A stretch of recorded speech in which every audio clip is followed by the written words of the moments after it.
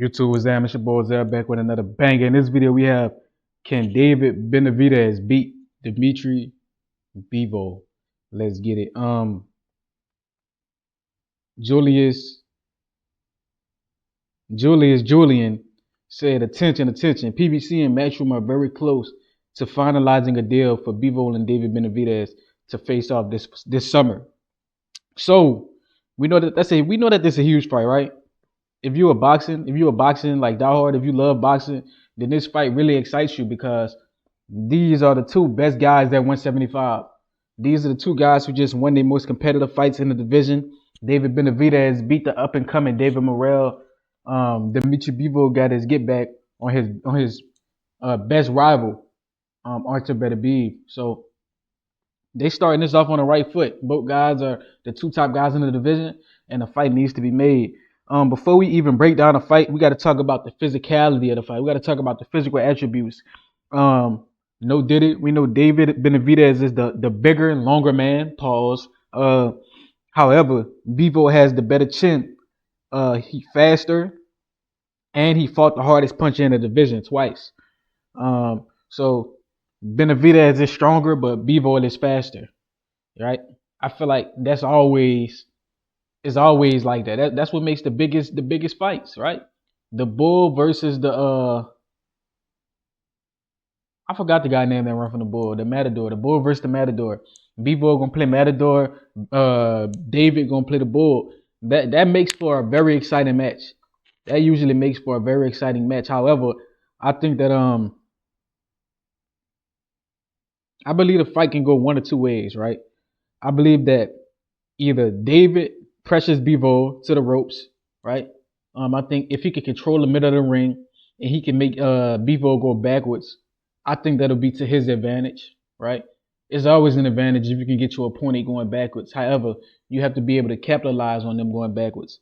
But I believe that if he can get him on the ropes and if he can land hard shots like how he did to Morrell, I think that he can win a lot of rounds doing that. I believe that he might be able to get a knockout if he lands enough shots on the ropes.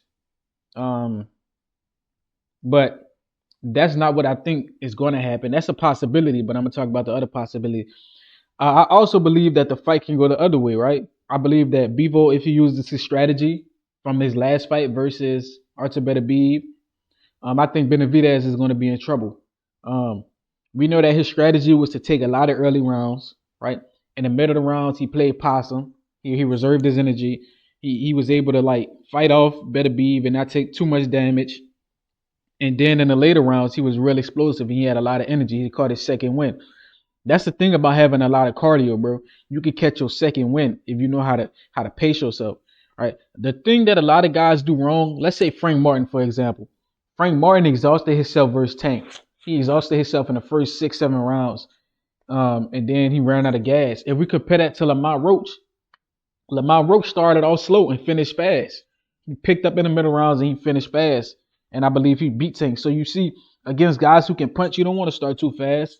We saw Caleb Plant start too fast versus Canelo and Benavidez and get beat up. We saw Demetrius Andrade start too fast versus Benavidez and get beat up.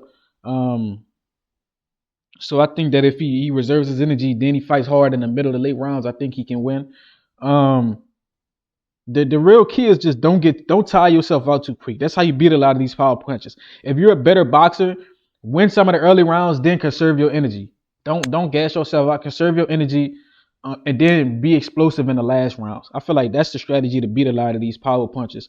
I believe that if he does the strategy, the same one versus Benavidez that he did to Beterbiev, then I think he wins, right? And I think I think he's close to being a complete fighter.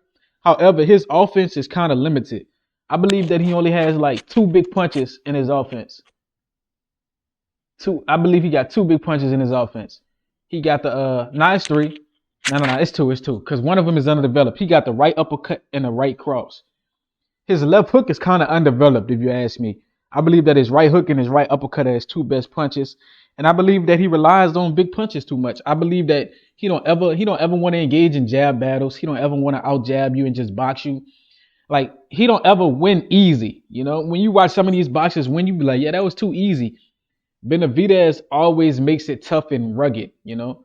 And sometimes I just wonder to myself, can he box in the middle of the ring? Can he out jab you? Can he win easily? And I think Bivol has an easier time winning than Benavidez. And I believe that Benavidez, he wants to put you on the back foot. That's his whole thing. He wants to put you on the back foot. However, Bivol thrives going backwards, right? Bivol thrives going backwards. And I believe that David, he has power, but I don't believe he has the same power as Better Beeve. Better Beeve had the type of power to make Bivol stop and be like, okay, let me chill out.